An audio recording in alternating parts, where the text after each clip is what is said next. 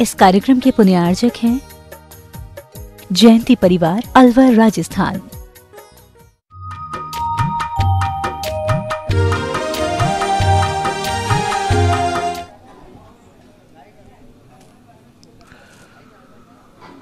नमो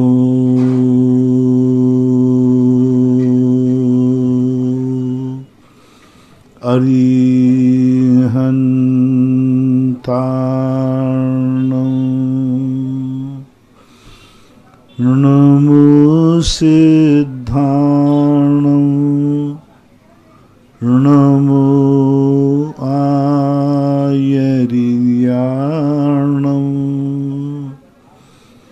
नमो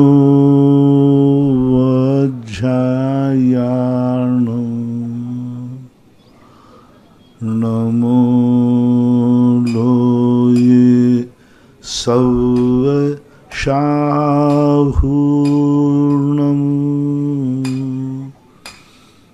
पंच परमेष्टि भगवान की जय हो। आचार्य श्री गुरुवर कुंद कुंद महाराज की जय हो। आचार्य श्री गुरुवर विद्यासागर महाराज की जय हो। प्रथम जिज्ञासा के लिए परम उपकारी निर्यापक श्रमण मुनि पुंगव श्री सुधासागर जी महाराज की जय। ऑनलाइन है, ऑनलाइन है, ठीक है चलो। आज पूज्य गुरुदेव सुधासागर जी महाराज के चरणों में जिनवाणी चैनल व सुधा कलश चैनल के दर्शकों द्वारा और यहाँ पर गांव में विराजमान भक्तों द्वारा बारंबार नमोस्तु नमोस्तु नमोस्तु।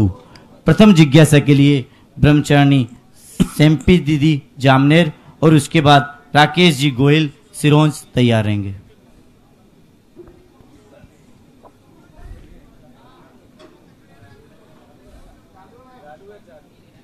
चालू करना।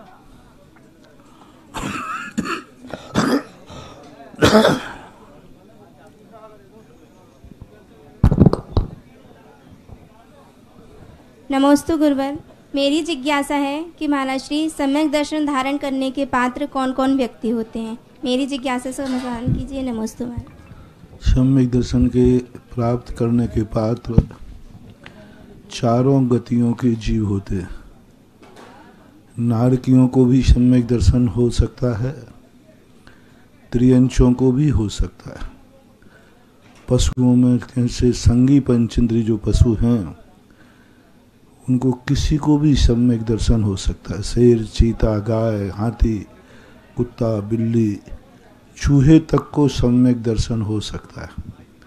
छिपकली को भी सम्यक दर्शन हो सकता है। सांप को भी सम्यक दर्शन हो सकता है। पक्षी जितने हैं, कौआ, गिद्ध आदि, इनको भी सम्यक दर्शन हो सकता है।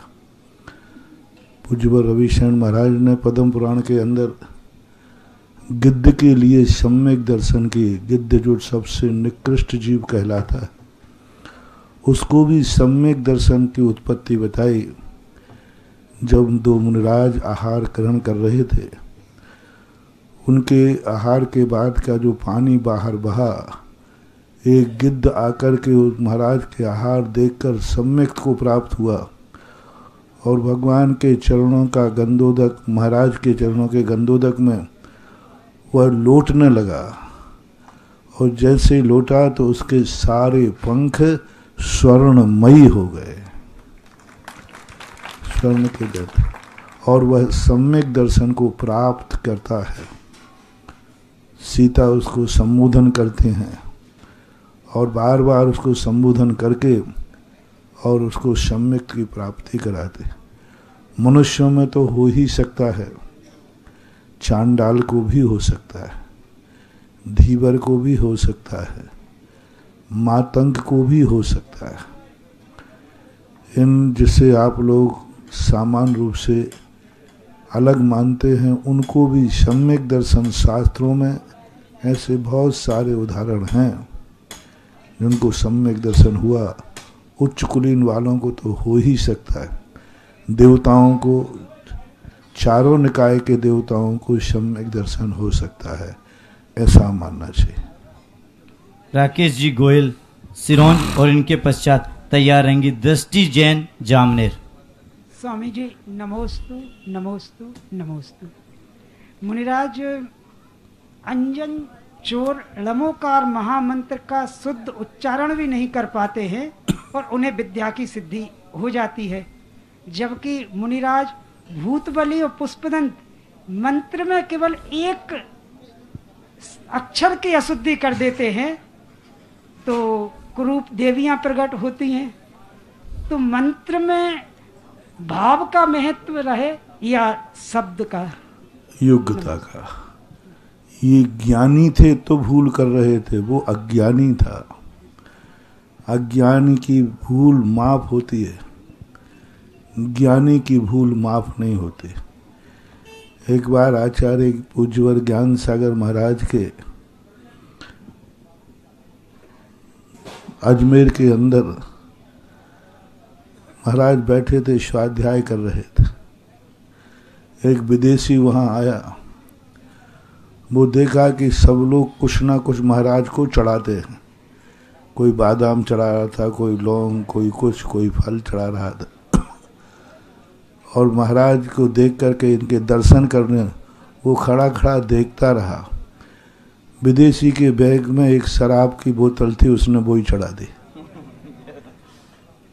चढ़ाते ही आशीर्वाद दिया महाराज ने। सेठ भागचंद जी सोनी वहां बैठे थे, बोले महाराज जी मैंने अर्घ चढ़ाया तो आपने देखा ही नहीं, आप लिखने में लगे रहे। इसने शराब की बोतल चढ़ाई तो भी। महाराज ने तो महाराज हमें तो आशीर्वाद चाहिए, कल से मैं चढ़ा दूंगा। बोले तुम चढ़ाओगे तो दुर्गति जाओगे, वो चढ़ाया तो सदगति जाएगा। उसने शराब नहीं चढ़ाई, उसने तो ये जाना कि महाराज का सम्मान किसी ना किसी चीज को चढ़ा के करना चाहिए। आप मेंढक मुंह में फांखुड़ी जूठी दबा करके भगवान के समोषण में गया तो भी स्वर्ग पा लिया। राकेश बाबू आप भी मुंह में चावल दबा करके जाना और उदक चंदन कहेगा फू। कैसे लगेगा? पाप लगेगा कि पुण्य? और मेंढक मुंह में पाखुड़ी दबा के गया तो भी वह प्रशंसा का पात्र हुआ। भेका प्रमोद मत्ता कुसुमो नैकेन राजगृह, मुंह में पाखुड़ी दबा के गया। तो पात्रता देखी जाती है।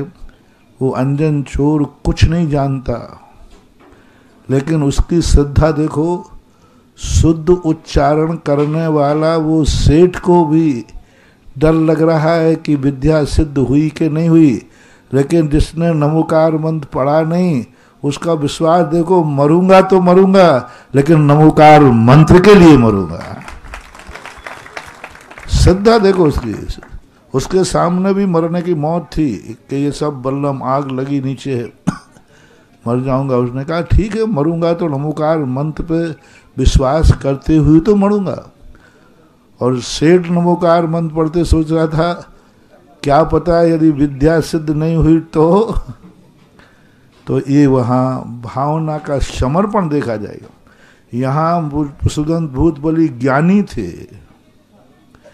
नहीं मंत्रोक्षरन न्यूनो निहंति विष वेद नाम। पूज्यवर समंत्रभद्र महाराज ने श्रावकाचार में कहा एक अक्षर भी कम है तो भी वह मंत्र विष की वेदना को दूर नहीं करता। किनके लिए? जो ज्ञानी है। ज्ञानी की छोटी सी भी भूल माफ नहीं है और अज्ञानी की बड़ी बड़ी भूलों को भी अनदेखा कर दिया जाता है, क्योंकि अज्ञानी भूल कर नहीं रहा है, उससे भूल हो रही है। और ज्ञानी भूल को सुधार सकता है, लेकिन प्रमाद कर रहा है तो इसकी चूक मानी जाएगी। दृष्टि जैन जामनेर और इनके पश्चात सुनील जी मुरारिया पूज्य निर्णय सागर जी के ग्रस्त अवस्था के भाई। गुरुदेव के श्री चरणों में मेरा बारंबार नमोस्तु। मोहिनी का मेरी जिज्ञासा ये है, मोहिनी कर्म क्या होता है, इसकी उत्पत्ति कैसे होती है? नमोस्तु। मोहिनी कर्म का अर्थ होता है मूर्छित होना। मुह्यते इति जो मोहित करता है, वह वस्तु अपने आप में स्वतंत्र है, लेकिन हम उसके माध्यम से सुख चाहते हैं। जैसे ये घड़ी है, अब घड़ी एक पौद्गलिक घड़ी है, लेकिन हम इस पर अधिकार जमाना चाहते हैं, ये घड़ी मेरी है। अब घड़ी तो लोहे की है, लोहे पुद्गल है, लेकिन हम जबरदस्ती कहते हैं कि नहीं, ये घड़ी मेरी है। और तो पर वस्तुओं को जो मेरी नहीं है, उनको मेरा मानने का भाव आना ही मोह कहलाता है। जो जितनी भी कोई भी पर वस्तु हो, मकान, जायदाद, परिवार आदि सब जो हैं, ये यदि इन वस्तुओं के प्रति मेरापन आना, जब पर वस्तु है तो फिर उसको मेरा क्यों कहते हो? क्यों कहते हो? इसलिए क्योंकि आपका उसके साथ स्वार्थ है, आप उससे कुछ हासिल करना चाहते हैं। तो आप अपने स्वार्थ के कारण पर वस्तु को मेरा कहना, यही मोह की उत्पत्ति का कारण बनता है। सुनील जी मुरारिया और इनके पश्चात तैयार रहेंगी सारिका जी जामनेर। अब बोलो आचार्य श्री विद्यासागर जी महाराज की जय। पूज्य मुनि श्री सुधासागर जी महाराज की जय। पूज्य मुनि श्री निर्णय सागर जी महाराज की जय। महाराज श्री, मेरा प्रश्न है कि परमात्मा की आराधना क्या मंदिर में ही हो सकती है, बाहर नहीं? मैं जानना चाहता हूँ। परमात्मा की आराधना तो कहीं भी हो सकती है, लेकिन परमात्मा की आराधना में जब मूर्ति सामने हो, कोई व्यक्ति कोई कथा सुना रहा हो और उसी कथा का यदि सीरियल चल रहा हो, तो मन में किसमें ज़्यादा लगेगा? सीरियल में, क्योंकि वहाँ वैसी चित्र दिखाया जा रहा है। परमात्मा तो कहीं भी किसी भी, लेकिन जब चित्र दिखाया जाता है, अब आपसे कहा जाए परमात्मा का ध्यान करो, आपने परमात्मा देखा ही नहीं, अब क्या ध्यान करोगे? देखा ही नहीं। तो मूर्ति देखी होगी तो आप ध्यान करते ही आपको मूर्ति का ध्यान हो जाएगा, आपको अपने आप ध्यान हो जाएगा। अभी यदि मैं कहूँ कि आप भगवान को ध्यान करो, तो आपके कौन से भगवान याद आएंगे? मुरारिया के हैं? जब आपको कोई संकट आ जाए या मन टेंशन हो, तो आपसे कहा जाए भगवान को याद करो, तो आंखों के सामने कौन सी मूर्ति आएगी? जिसके अपन ने दर्शन किए होंगे, अपन ने उसके दर्शन किए, उसको नमस्कार किया। और यदि नहीं देखी हो मूर्ति, तो अदृश्य का हम क्या दर्शन करें? पता नहीं कौन सा भगवान है, कहाँ है, क्या है। तो मूर्ति के माध्यम से हमें उस अदृश्य शक्ति का आभास हो जाता है, क्योंकि हमारा ज्ञान अरूपी को नहीं जानता, रूपी को जानता है। और भगवान अरूपी है, अदृश्य है, हम उसको कैसे पहचाने? तो हम अदृश्य शक्ति को रूप में लाते हैं। रूप में आने मूर्ति, मूर्ति हमें आंखों से दिखती है, भगवान आंखों से देखने का विषय नहीं है। तो जैसे कोई सूक्ष्म वस्तु है, उसके लिए देखने के लिए आप उसको पर्दे पर लाते हैं, इनलार्ज करते हैं, ऐसा ही मूर्ति के साथ भगवान का संबंध बहुत जल्दी जुड़ता है। और वहाँ की वर्णनाएं पवित्र होती हैं, बहुत पवित्र होती हैं, क्योंकि वहाँ वर्णनाओं में इतनी पवित्रता होती है। जिस दिन से मंदिर बनता है, उसी दिन से संकल्प कर लिया जाता है, इस भूमि पर सदा धर्म कार्य होंगे, कोई गलत कार्य नहीं होंगे।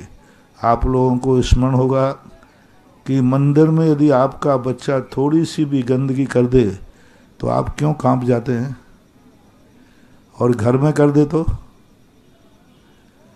दोनों एक ही मिस्त्री ने बनाए हैं, लेकिन हाँ, दोनों एक मिस्त्री ने नीट कार्य से बने, लेकिन मंदिर की पवित्र वर्णनाएं इतनी अच्छी होती हैं कि वहाँ मन ज़्यादा लगता है।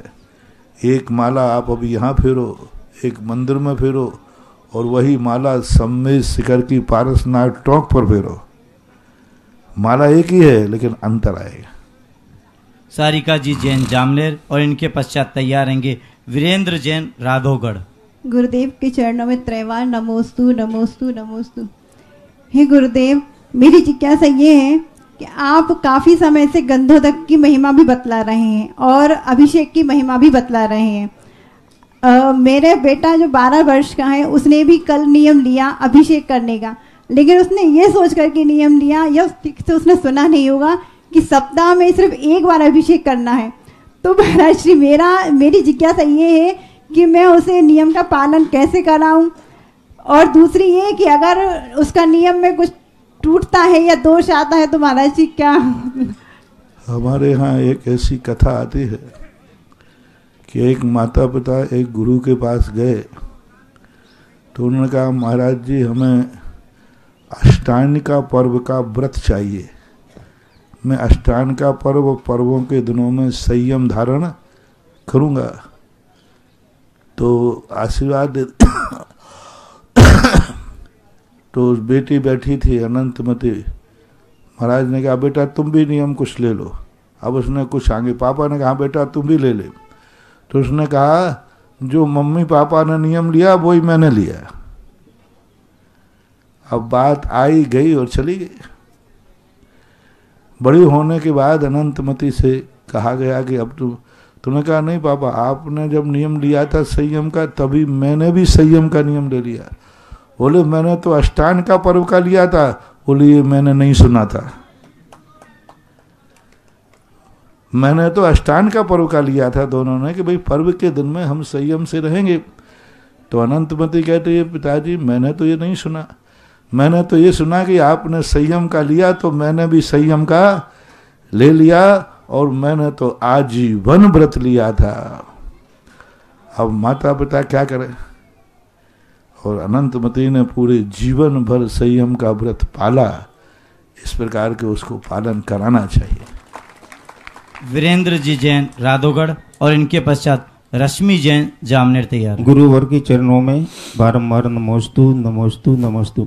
गुरुवर मेरी जिज्ञासा ये है, चतुर्काल में भी मुनिराज हुआ करते थे और उनकी हारचर्या कैसे होती थी और उनको पिची कमंडल कहाँ से मिलते थे? उनकी हारचर्या ऐसे होती थी कि वहाँ सारे श्रावक चौका लगाते नहीं थे, हर घर में चौका लगा हुआ मिलता था। पूज्यवर रविशरण महाराज ने एक दृश्य दिया कि एक महाराज ने नियम लिया कि राजपुत्र जंगल में अपने हाथ से बर्तन बनाए हुए मिट्टी के बर्तनों में भोजन करेंगे, यदि वो आहार देंगे तो हम आहार लेंगे। मुनिराज ने ऐसा नियम ले लिया। अब पहली बात है कि राजा के पुत्र जंगल में कैसे मिलेंगे। दूसरी बात है कि वो राजपुत्र होकर के स्वयं ने अपने हाथ से मिट्टी के बर्तन बनाए हो, उन बर्तनों में भोजन पकाए हो और वो खाएंगे, और यदि वो महाराज को आहार देने का भाव करेंगे तो लेंगे। अब ये घटना कितनी विचित्र है, जीवन में मिलना मुश्किल है। आकाश गामनी महाराज थे, आकाश मार्ग से उड़ते हुए जंगलों में घूम रहे थे। हो गए घनघोर जन, यहाँ तो तुमने हाईवे निकाल दिया, पहले हाईवे नहीं हुआ तो रामचंद्र जी जैसे ऐसे ही जंगलों में से निकले होंगे पहले। और वहाँ जंगल में राम लक्ष्मण सीता देखा, वहाँ ये राजपुत्र हैं, दशरथ पुत्र हैं, और वहाँ मिट्टी के बर्तन सूख रहे थे और भोजन बना करके विदेही ने रामचंद्र जी के लिए परोसा ही था। इतने में लक्ष्मण जी दौड़ते हुए आए, बोले भैया आकाश मार्ग से 2 मुनिराज आ रहे हैं। अरे रामचंद्र जी ने कहा ये तो आहार की बेला का समय है, और रामचंद्र जी ने तुरंत भोजन उनके लिए थाली लगाई गई थी, अभी भोजन शुरू नहीं किया गया था, तुरंत रामचंद्र जी ने मुनिराज का पड़गहन किया और जो अपने लिए थाली लगी थी उसी में से महाराज को दे दिया। यानी यहाँ ये सोचना है कि जंगल में भी रामचंद्र जी का भोजन इतना पवित्र था कि मुनिराज के आने पर चौका लगाना। और आजकल आप लोगों के अब वो तो भगवान ही मालिक है ना। पहले श्रावक इतना शुद्ध भोजन करते थे कि अलग से करने की जरूरत नहीं रहती थी, और उस समय की स्थितियां ऐसी बन जाती थी। दूसरा क्या, पिछी का मंडल की लेने की जरूरत नहीं। जंगलों में, हम लोग जंगलों में रहते हैं, जंगलों में मिल जाते हैं। तुमड़ी होती, तुमड़ी तो सूखी तुमड़ियां मिलती हैं, उन सूखी तुमड़ी को तोड़ करके कमंडल बन जाता है। और जंगलों में मयूर जो है पंख छोड़ती है, पिछी के जो पंख बनते हैं, ये रहते पंख है, ये उन्हीं पंखों से बनती है जब मयूर छोड़ती है। यदि कोई मयूर को मार करके खींच कर बनाए तो उससे पिछी बनती ही नहीं, बनेगी नहीं, क्योंकि वह उसका जो डंठल है वो कच्चा होता है। मयूर स्वयं निकाल करके जो पंख फेंकती है उस पंख से बनती है। तो प्रतिदिन जंगलों में रहते थे, उन महाराजों की प्रतिदिन पिछी परिवर्तन होता था। जो पंख खराब हो गया तो तोड़ के निकाल अलग कर दिया, दूसरा पंख मिल गया तो लगा लिया, ऐसी व्यवस्था है। रश्मि जी जैन जामनेर और इनके पश्चात शैलेंद्र जैन मुरारिया तैयार है। गुरुवर के चरणों में मेरे और मेरे परिवार और समस्त जामनेर समाज की ओर से त्रिवार नमोस्तु नमोस्तु नमोस्तु। गुरुवर जो अभी तक सपना था कल वह हकीकत हो गया। आपके चरण पड़े नगर में जामनेर नगर धन्य हो गया। गुरुवर जामनेर नगर धन्य हो गया। गुरुवर मेरी जिज्ञासा है कि हम शांति धारा नहीं देख पाते, तो क्या उसके बाद हम किताब में से वह शांति धारा पढ़ सकते हैं और उसमें किसी अपने वाले का नाम ले सकते हैं क्या? देखो, शांति धारा करते समय ही पढ़ना चाहिए, अन्य समय उसका नाम फिर शांति धारा क्यों? क्योंकि उनकी शक्ति इतनी पावरफुल होती है कि जिस समय भगवान के ऊपर जल धरता है तभी वे बीजाक्षर फलित होते हैं। बिना शांति धारा के हम शांति धारा पढ़ेंगे तो वो ऐसी है जैसे पत्थर काटने वाले आरे की मशीन होती ना। यदि कि आरे की मशीन को पानी डालते जाएं और पत्थर को काटते जाएं तो उसका जो कटर होता है वो कटता नहीं है, लेकिन पानी बंद होते और फिर यदि कटर चलाया जाए तो टूट जाएगा। तो इसलिए ऐसा नहीं पढ़ना चाहिए। जब भगवान के ऊपर धारा चले तभी शांति धारा पढ़ी जाना चाहिए। गुरुदेव एक जिज्ञासा और है, जो मंदिर का बागबान रहता है अगर उसके यहाँ सूतक लग जाता है तो क्या वह मंदिर जी का कार्य कर सकता है? बर्तन वगैरह मांजना या झाड़ू वगैरह का? बर्तन आदि तो साफ नहीं करेगा, झाड़ू आदि वहीं तक लगा सकता है जहाँ तक सूतक में आप लोग जाते हो, यानी वो मंडप में अभिषेक के गर्भालय में नहीं जाएगा। मंदिर का सूतक के समय मंदिर के 3 स्थान होते हैं, एक तो गर्भगृह, एक मंडप होता है, दूसरा साल होता है। साल कहलाती है, बरामदे को शाल बोलते हैं। तो मंदिर में प्रवेश करते ही जहाँ पर स्थान रहता है वहाँ तक जहाँ अभिषेक पूजन होता है उस स्थान पर सूतक वाले को नहीं जाना चाहिए। शैलेंद्र जी जैन मुरारिया और इनके पश्चात मनोरमा जैन जामनेर तैयार है। स्वामी नमोस्तु नमोस्तु नमोस्तु। गुरुवर, व्यक्ति दूसरे के दुख में दुखी और दूसरे के सुख में सुखी होने का कौन सा ध्यान होता है और इसमें किस प्रकार का बदलाव बनता है? दूसरे के सुख में सुखी हो रहा है, दुख में दुखी हो रहा है तो धर्म ध्यान है। क्योंकि दूसरे के दुख को देखकर व्यक्ति दुखी हो जाए तो बहुत बड़ी चीज है। हमारे पूज्य आचार्य महाराज ने लिखा, दूसरों के दुख को देख करके जिसकी आंख में आंसू नहीं आते हैं वे आंखें नहीं हैं, नरियल के 2 छेद हैं जिनमें कोई धो नहीं होता। तो दूसरों के दुखों को देखकर दुखी होना तो बहुत बड़ी चीज है, होना ही चाहिए, अच्छी बात है। मनोरमा जी जैन जामनेर और इनके पश्चात सतीश जैन जामनेर तैयार हैं। नमोस्तु महाराज श्री। मेरा क्वेश्चन ये है कि दान का जीवन में क्या महत्व है? क्या बोली नहीं ले सकते तो गुप्त दान कर सकते हैं, उसका क्या महत्व होता है? गुप्त दान मजबूरी में करना चाहिए। कोई पाप नहीं कर रहे हैं जो चुपके करें। धर्म कार्य उजागर होना चाहिए, खुल के करना चाहिए। अब मजबूरी 3 प्रकार की होती है। दान देते समय गुप्त इसलिए करना पड़ता है क्योंकि दूसरे प्रकार के लोग, कहीं लोगों की दृष्टि गलत नहीं हो जाए। दूसरा, परिवार आदि में कलह हो सकती है। एक भाई दान देना चाहता है, एक नहीं देना चाहता, तो फिर वो गुप्त दान देता है। तो गुप्त दान मजबूरी में देने में मनाही नहीं है। एक भाई नहीं देना चाहता, एक देना चाहता है, और सबके सामने देंगे तो कलह होगा। तो फिर उस कलह के कारण से दान देना बंद नहीं करना चाहिए, चुपचाप गुप्त दान देना चाहिए। घर में कलह हो जाएगी इसलिए दान देना बंद करना, ये बहुत बड़ी अज्ञानता है। ऐसे स्थानों पर दान देने के लिए ही गुप्त दान कहा जाता है। हम दान का दान दे देंगे और कलह भी नहीं होगी तो बने। सतीश जी जैन जामनेर, और इनके पश्चात तैयार रहेंगी श्रीमती कल्पना राकेश फट्टा मुंगावली। मुनिवर को बारंबार नमोस्तु नमोस्तु नमोस्तु। गुरुजी, मेरी जिज्ञासा है, जामनेर के चिंतामणि पारसनाथ भगवान की जो जिनबिंब है छोटी वाली, उनमें महाराज जी कितना अतिशय है, कृपया विस्तार से समझाएं। हमने कल ही बता दिया था, बहुत अच्छी मूर्ति है, एनर्जी है, शक्तिमान।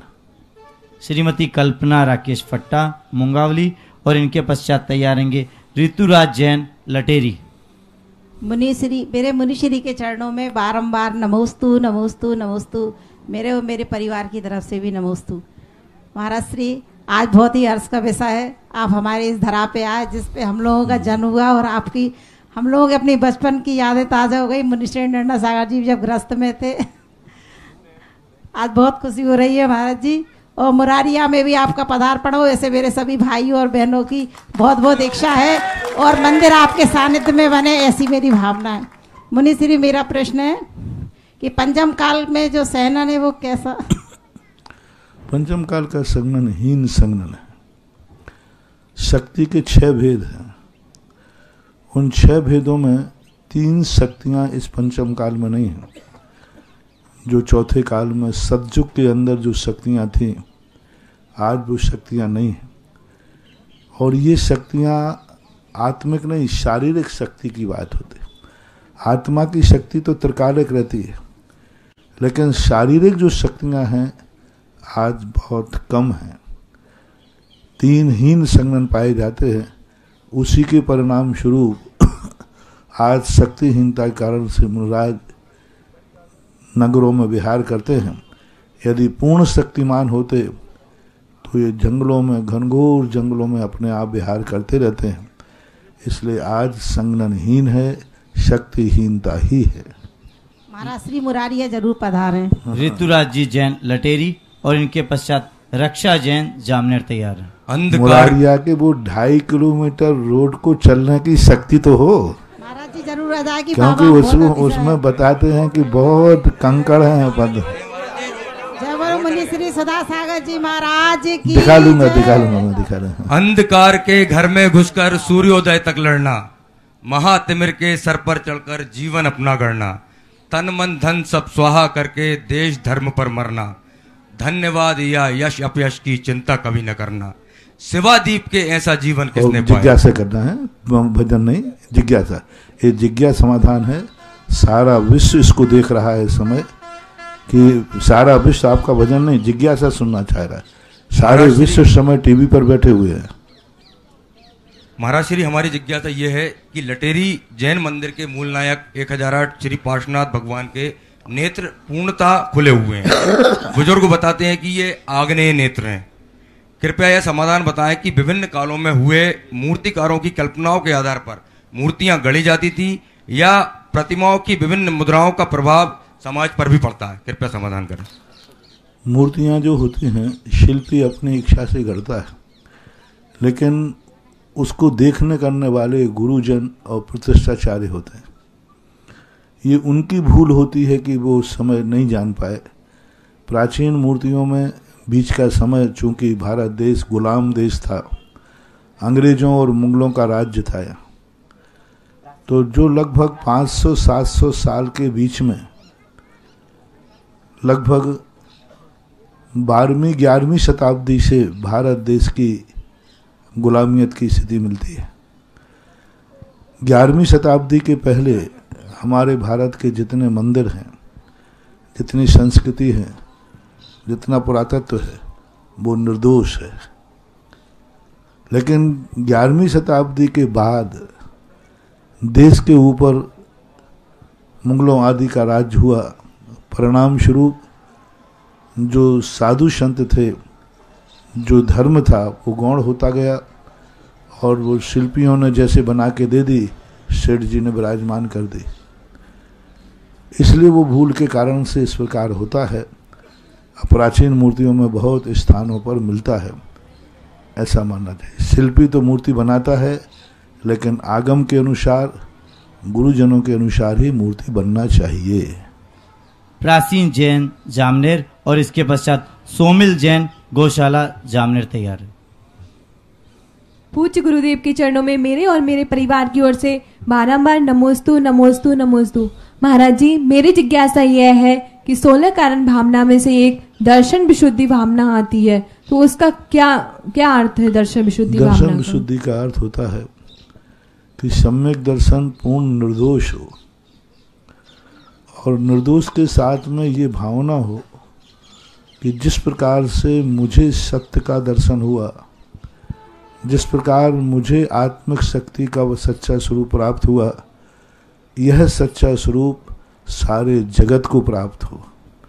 मेरा जैसा मिथ्यात्व दूर होकर, अंधकार दूर हो गया, सारे जगत का अंधकार दूर हो। जैसा मुझे सत्पथ मिला है, ऐसे सारे जगत को मिले।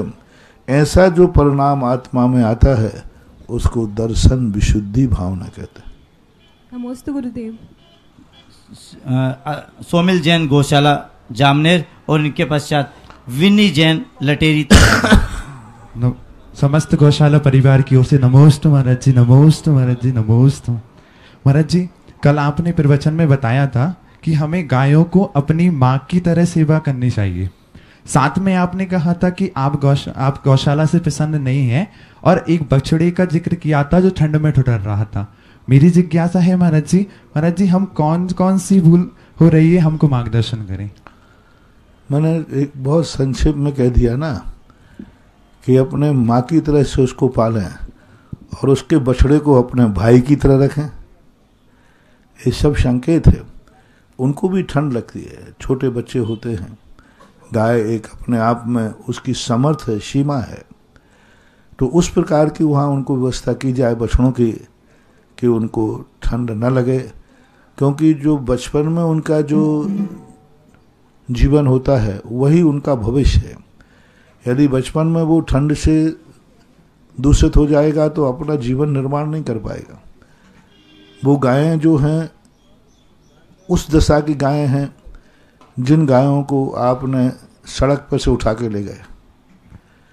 उन गायों में ज़्यादा दूध नहीं होता, तो उन बछड़ों के लिए गाय के दूध की अपेक्षा अन्य बाजार से लाकर दूध भी पिलाना चाहिए, क्योंकि वो दूध उतना नहीं है जिससे उसका जीवन चल जाए। तो इस सब चीज़ों का ध्यान रखना। गाय को बचा लेना ही सब कुछ नहीं है, गाय को बचाने के बाद सुख देना सबसे बड़ी चीज़ है। उसके भोजन की, रहने की, खाने की व्यवस्था रखना चाहिए। जो मैंने कहा था, मान लीजिए जिस सदर सेट में तुमने गायों को रखा, वहाँ रात में जाकर देखें कितनी ठंड पड़ती है, गर्मी में जाकर देखें कितनी तपन होती है। तो उसको इस प्रकार का भाव रखें, क्योंकि वो भी एक जीवात्मा है, बोल नहीं सकती, वाणी उसके पास नहीं है, बाकी सब कुछ है। तो ऐसा आपको करना चाहिए। कल तुम्हारा यूं कहना चाहिए, जामनेर का आगमन मानो गौशाला के लिए ही हुआ। गुरुदेव का गौशाला के लिए, गौशाला आप बच्चों ने जो मांगा वह सब, और जितना मांगा उससे ज्यादा मिला, छप्पड़ फाड़ करके मिला। जितना तुमने चाहा था, तुमने एक सेट चाहा था और 2 सेट, बस अब उसको इतना बढ़िया अच्छे ढंग से बनाओ, इतने बढ़िया ढंग से कि गाय को देखने के लिए लगे लोग कि ये गाय किसी एक महाजन व्यक्ति के संरक्षण में पल रही है। बहुत चद्दर सेट के अंदर न करके आरसीसी का बनाओ, उनको पंखे लगाओ, गर्मी में हो सके तो कूलर लगाओ, कोई बड़ी चीज़ नहीं, जितना आप दे सकें उतना करिए, ऐसी व्यवस्थाएं बनना चाहिए। कल जामनेर के विमानोत्सव में पूज्य गुरुदेव ने एक विश्व को एक नारा दिया कि जिस गांव में गौशाला नहीं है वो सपूतों का गांव है, और जिस गांव में नहीं है वो सपूतों का गांव नहीं है। ऐसा पूज्य गुरुदेव ने नारा दिया था।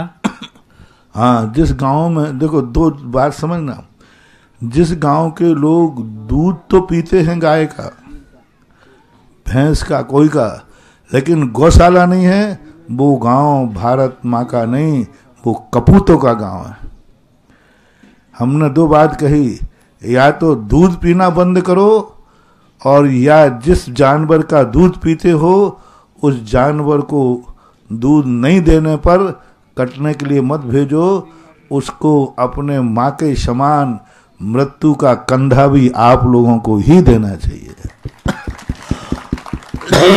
ये उपलक्ष्य में जो चंद्रोदय के अध्यक्ष हैं हुक्म जी काका ने एक बुल, जो क्योंकि जो प्रजनन से गाय अच्छी पौष्टिक होती है और दूध देने वाली बनती है, एक गाय जो बुल जो प्रजनन के काम आता है, 1 लाख रुपए का लगभग। वो हुक्म जी जो काका है ना, ये गायों के बड़े शौकीन हैं। इनका एक बहुत बड़े कि भारत के हर व्यक्ति के लिए आज देखिए कितना अनर्थ हो रहा है। 16 करोड़ कितने लीटर दूध होता है गायों का, और 64 करोड़ दूध प्रतिदिन खपता है। 48 करोड़ लीटर दूध कौन सा है? 16 करोड़ दूध है, 16 करोड़ लीटर दूध है। ओनली गाय भैंस जो देती है 16 करोड़ है, और खपत कितनी है? 64 करोड़ की। एक कृषि मंत्री के द्वारा बताया हुआ है।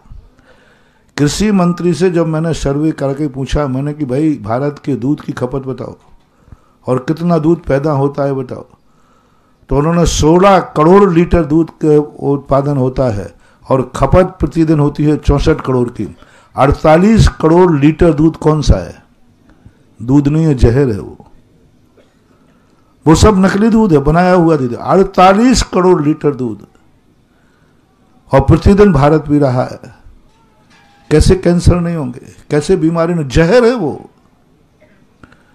आप देख लीजिए, एक गाय का दूध से जब घी बनता है, गाय का, भैंस का, मैंने खूब करवा के दिखवा दिया, कम से कम 1200-1300 रुपया किलो पड़ता है। 25 लीटर दूध लगता है।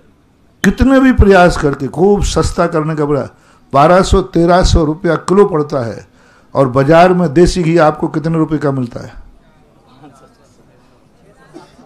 600-500 रुपए का। ये घी नहीं है, ये जहर है। घी है ही नहीं वो। 1200-1300 रुपया किलो। ये हुक्म काका से मैंने कहा कि आप सस्ते से सस्ता बनाइए घी। 1200-1300 रुपये किलो से कम का घी नहीं, और 1200-1300 रुपये किलो से कम का घी कहीं भी मिल रहा है महानुभाव, मत खाओ। रूखा खा लो तो ठीक है, लेकिन ये सस्ता घी जहर है। ये सब केमिकल उसके द्वारा बनाया जा रहा है। 500-600 रुपये में घी, कोई वो तुम्हारा दिवालिया होगा क्या इतना दिमाग करके? और आप लोग आ रहे हैं, देसी घी खा रहे हैं, देसी खा रहे हैं, और वो जहर खा रहे हैं। मां स्वाद आपको आ रहा है, लेकिन लाभ नहीं मिलने वाला है, क्योंकि आजकल ऐसे केमिकल करके हर चीज का स्वाद आपको दे देंगे। स्वाद उन्होंने बना लिए, लेकिन ये जहर है। और इनका एक हॉस्टल चलाते हैं कोटा के अंदर। जब ये सारी व्यवस्थाएं सुनी तो उन्होंने संकल्प किया कि हमारे हॉस्टल में जितने बालक बालिकाएं रहेंगे सब अपने खुद निजी गाय का दूध और घी करेंगे। और कोटा के अंदर 80 गायें रखकर दोनों हॉस्टलों को लगभग 300-400 लोगों को दूध, घी, दही शुद्ध मिलता है। और ये करना पड़ेगा, आज नहीं कल करोगे, लेकिन जब तक करोगे जब तक सारी दुनिया बीमारियों से ग्रसित हो जाएगी। तो ये आज सबके लिए, गौशालाओं के लिए, तो गौशालाओं को इतना समृद्ध बनाओ। गौशालाओं के माध्यम से मान लो आज हर घर में तुम गाय नहीं रख सकते, क्योंकि गाय घरों का एक स्टैंडर्ड मेंटेन अलग ढंग से हो गया।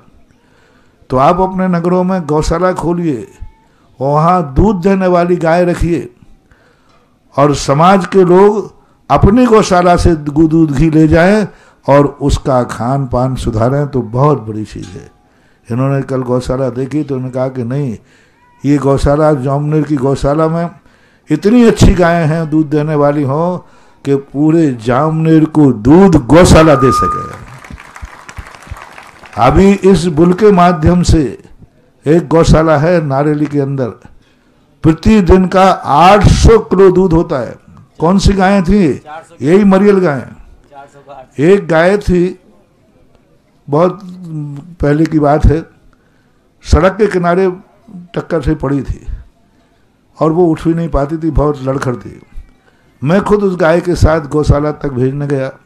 मैं इसलिए साथ गया कि रास्ते में गिरेगी और मरेगी तो मैं इसको नमोकार मंत्र सुनाऊंगा, इसलिए मैं उस गाय के साथ चला गया। गाय को गौशाला में रखा और हमारा बिहार हो गया।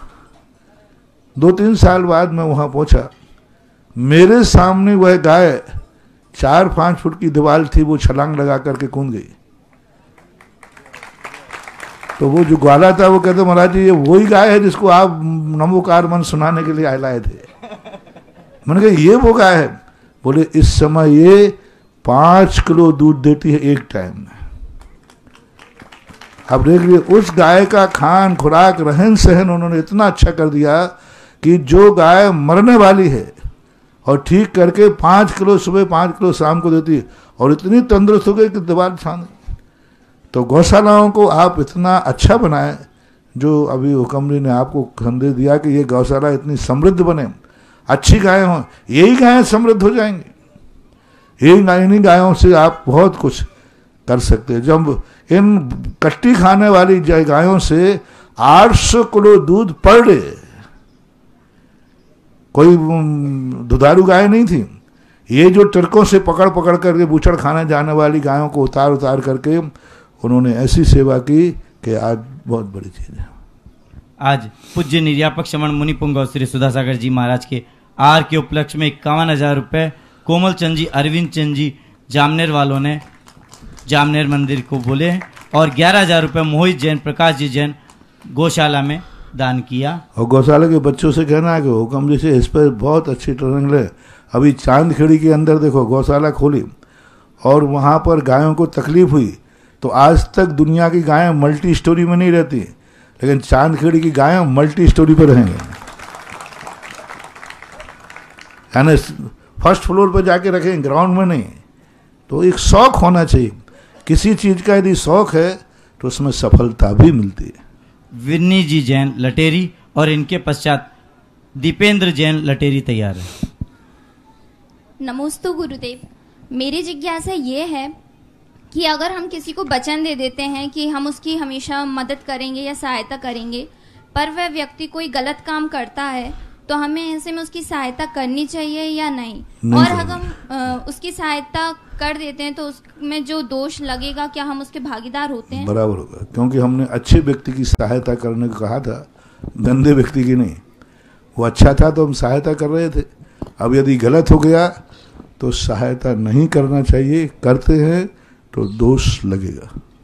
दीपेंद्र जैन लटेरी और इनके पश्चात मेघा जैन लटेरी तैयार। गुरुवर के चरणों में बारंबार नमोस्तु नमोस्तु नमोस्तु।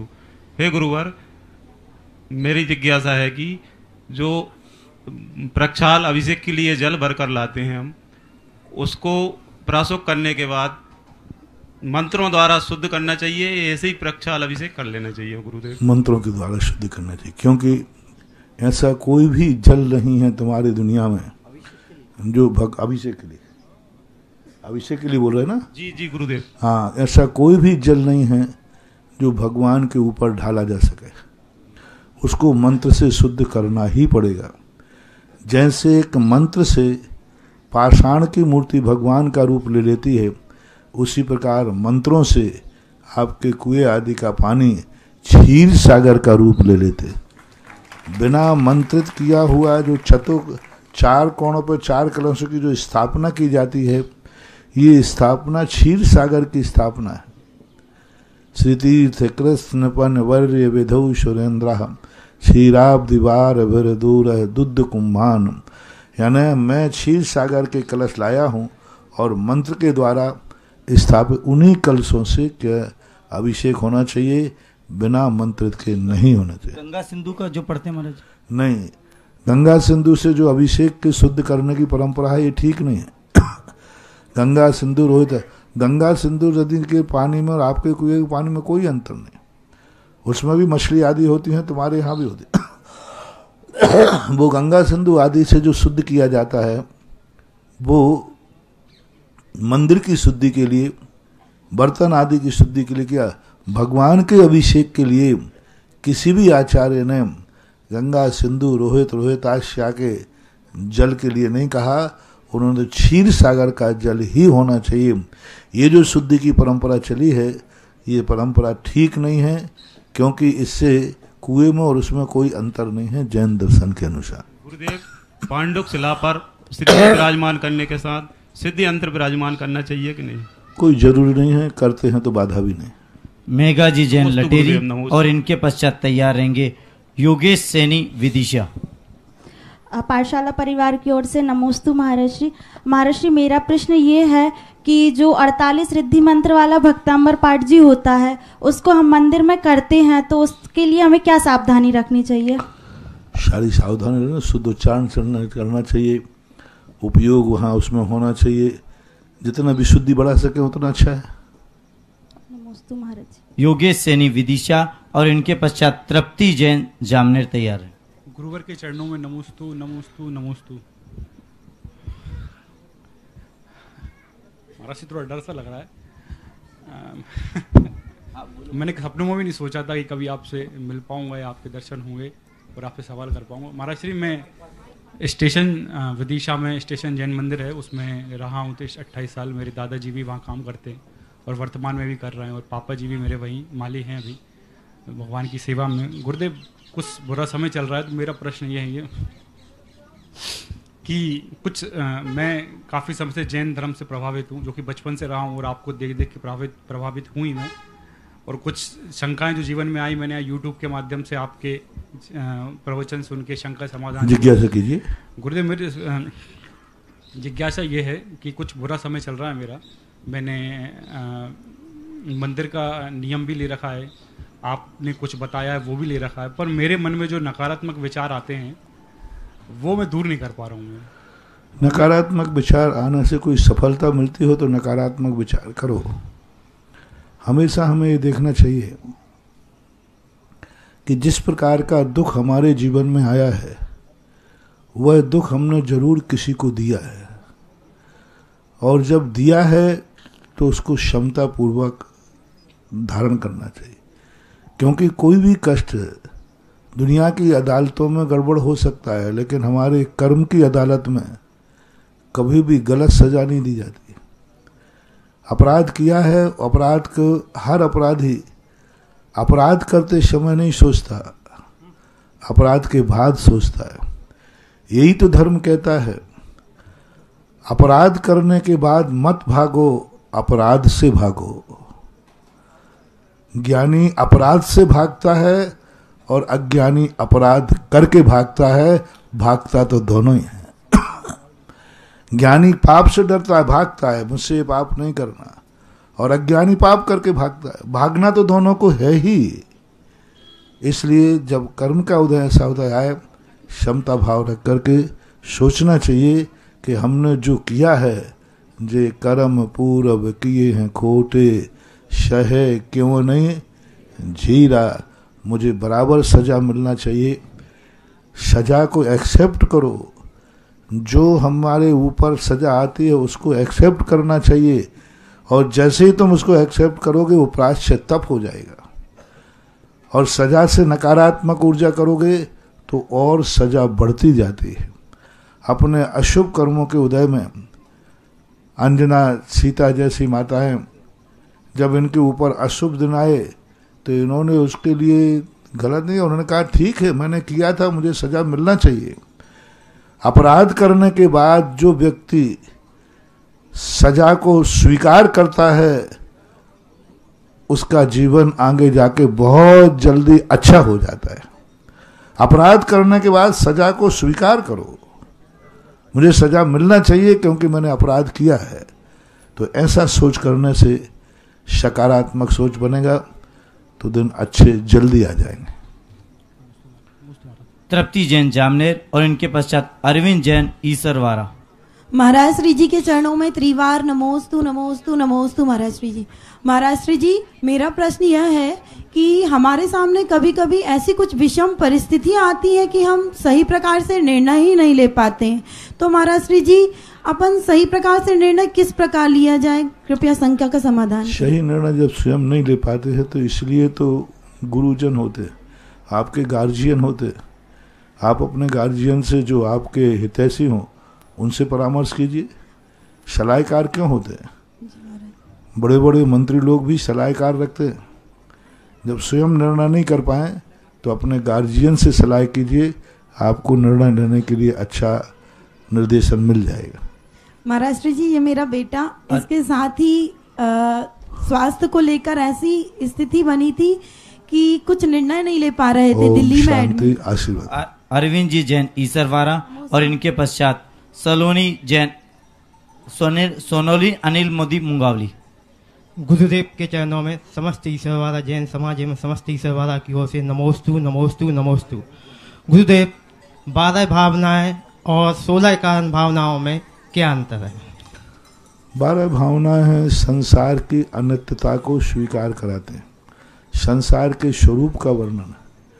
और 16 कारण भावनाओं में संसार से कैसे पार किया जाए, संसार से कैसे तरा जाए, संसार को से तरने के उपाय क्या हैं। 16 कारण भावनाओं में संसार से तरने के उपाय सारे बताए गए हैं, परमार्थ की बातें कही गई। और 12 भावनाओं में संसार का स्वरूप क्या है उस संबंध में विचार किया। नमस्ते। सलोनी जी मुंगावली और इनके पश्चात राकेश सीमा सिरोंज तैयार हैं। पूज्य गुरुदेव के चरणों में बारंबार नमोस्तु। देवंबर जैन महिला समिति की सभी सदस्यों का भी बारंबार नमोस्तु। गुरुदेव, गुरुदेव, संयम पिच्छी जोड़े में मिलती है तो उसमें पति पत्नी का पूर्व जन्म का पुण्य रहता है और साथ में वर्तमान का भी रहता है। मुझे पूज्य अजित सागर महाराज जी की पिच्छी मिली हुई। नमोस्तु गुरुदेव। ऐसी बात नहीं है, आचार्य श्री उनको भी देते हैं पिछी, जो बाल ब्रह्मचारी संयम लेते हैं उनको भी पिछियाँ मिलती हैं। नियम से कोई ना कोई ऐसा संयम लेने का भाव आता है तो पुण्य का प्रताप न कह करके वर्तमान का पुरुषार्थ मानना चाहिए। कोई कर्म ऐसा नहीं है जिस कर्म के उदय से संयम का भाव आता हो, कोई कर्म नहीं है। कोई भी कर्म ऐसा नहीं जिस कर्म के उदय से संयम का भाव आता हो। असंयम का भाव तो कर्म के उदय से आता है, लेकिन संयम का भाव तो जो है अपना खुद का पुरुषार्थ है, भेद विज्ञान है। वर्तमान के पुरुषार्थ से ही व्यक्ति संयम की तरफ बढ़ता है। महाराज जी, पिच्छी की देख रेख किस तरह से करें कि वो सावधानी से रखें, उसको अपने रखते हैं। सीमा राकेश सिरोंज और इनके पश्चात अमित जैन सागर तैयार हैं। नमोस्तु महाराज जी। नमोस्तु सिरोंज से राकेश सीमा का नमोस्तु। महाराज श्री, मेरी जिज्ञासा ये है कि चौथे काल में 84 लाख वर्ष पूर्व की आयु होती है तीर्थंकरों की, एवं आम मनुष्य की कितनी आयु होती है, एवं उसमें उपभोग कैसे होता है इनका? 1 पूर्व कोटि वर्ष की आयु होती है। आदिनाथ की 44 लाख पूर्व की थी, अधिकतम 1 पूर्व कोटि। सामान्य जनों की भी 1 पूर्व कोटि वर्ष की आयु हो सकती है। जो सामान्य जन था उस समय सबकी आयु जैसे आज वर्तमान में आयु का रेशा है, ऐसे उस समय था। कोई की 10-20 पूर्व कोटि कम होती, किसी की ज़्यादा। 1 पूर्व कोटि वर्ष उत्कृष्ट आयु है। वहाँ भी लोग ऐसे होते थे, जन्मते ही मर जाते थे। आज जैसे कोई व्यक्ति जन्म लिया कोई घंटे भर दिया, कोई 1 दिन दिया, कोई 2 दिन दिया, तो उस समय भी चतुर्थ काल में भी ऐसे लोग जन्मते थे, 1 दिन में मर जाते थे, 2 दिन में, कोई महीने भर में, कोई साल भर में, कोई 50 साल में, कोई पूरी उम्र पाते थे। जो जिस समय उम्र की अभी तकाजा है वही तकाजा उस समय था। उत्कृष्ट उम्र में अंतर है, जघन उम्र में कोई अंतर नहीं। सतीश अमित जैन सागर और सिद्धिका जैन जामनेर तैयार है। मुनिवर के चरणों में शास्त्रीवाड़ सागर जैन समाज की ओर से बारंबार नमोस्तु। मुनिश्री, मेरा प्रश्न यह है कि जैन समाज आर्थिक एवं व्यापारिक रूप से एक बहुत ही सशक्त समाज है, लेकिन हम जब उच्च राजनीतिक स्तर पर देखते हैं जहां से नीति निर्धारण होता है समस्त देश का, पूरे देश का, संपूर्ण देश का, तो वहां पे हमारी उपस्थिति बहुत ही नगण्य है। तो इसको पूर्ण करने के लिए हमें क्या करना चाहिए? उसका मूल परिणाम ये है कि आज राजनीति बहुत गंदी हो गई। आज राजनीति करने के लिए, पहले राजनेता बनने के लिए बहुत गंदे कार्य करना पड़ता है। साम दंड भेद नीति आज अपनाना पड़ती है, क्योंकि इस समय जो राजनीति के रूप में जाते हैं, यदि वो गंदे कार्य नहीं करते हैं तो बहुत मुश्किल होता है। ऑफिसर लाइन में अच्छे ऑफिसरों का सदा ट्रांसफर ही होता रहता है। जो भ्रष्ट ऑफिसर होते हैं उनके ट्रांसफर कम होते हैं। अच्छे जो होते हैं उनको कोई स्वीकार ही नहीं करता, वो इधर से उधर बांधते रहते हैं। तो आज का जो युग है, जिस ढंग से चल रहा है, इस ढंग से अच्छे लोग इन चीज़ों में, राजनीति आदि में प्रवेश करने से पीछे हटते हैं वहाँ की नीतियों के कारण। लेकिन फिर भी यदि अच्छे लोग आगे आएंगे, एक शिक्षा देने वाला एक सेवा खेड़ा नाम का व्यक्ति हुआ, उसने एक बहुत अच्छी बात कही, देश इसलिए बर्बाद नहीं है कि यहाँ गद्दार लोग रहते हैं। देश इसलिए बर्बाद नहीं है कि यहाँ गद्दार लोग रहते हैं। देश इसलिए बर्बाद है कि अच्छे लोग मौन रहते हैं।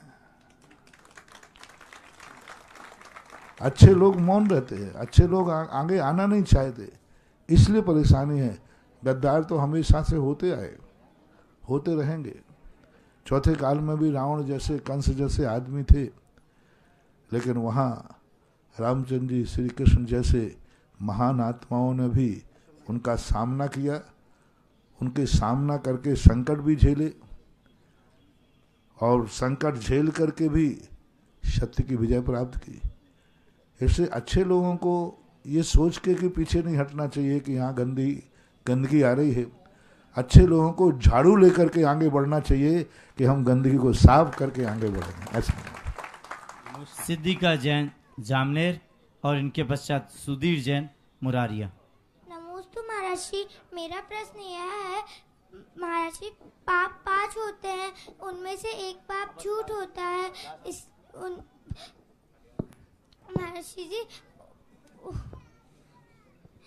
आप जामनेर आए थे और आपके हार हमारे घर पे हुए थे, इसलिए मैं स्कूल नहीं जा पाई। तो जब मैं स्कूल जाऊंगी तो मेरी टीचर मुझसे कहेंगे कि सिद्धिका तुम स्कूल क्यों नहीं आई थी, तो मैं कह दूंगी कि मुझे बुखार आ रहा था। तो क्या मुझे पाप लगेगा? बेटा बहुत अच्छा प्रश्न है, क्योंकि अब वहाँ बोलना तो पड़ेगा। कोई बात नहीं, अच्छे कार्य के लिए यदि झूठ बोलना पड़ता है तो वो झूठ नहीं, सत्य ही कहलाता है। किसी साधु से किसी कसाई ने पूछा, और वो कसाई था, और उसने कहा महाराज जी कभी झूठ नहीं बोलते, उसका विश्वास था। महाराज कभी झूठ नहीं बोलते, ये उसका विश्वास था। तो उसने और किसी से नहीं पूछा, महाराज से पूछा, महाराज आपने यहाँ से एक गाय निकलती हुई देखी? हम महाराज कह देते हाँ देखी है, तो उसको पकड़ के मार देगा। और महाराज कहते हैं नहीं देखी, तो वो इतना विश्वास करता है कि वो लौट जाएगा। अब मुझे क्या बोलना चाहिए? धर्म कहता है कि आप वहाँ झूठ का सहारा ले लें, गाय को बचाना ही धर्म है, चाहे सत्य से बचे और चाहे झूठ से बचे। इस कार्यक्रम के पुण्यार्जक थे जयंती परिवार, अलवर, राजस्थान।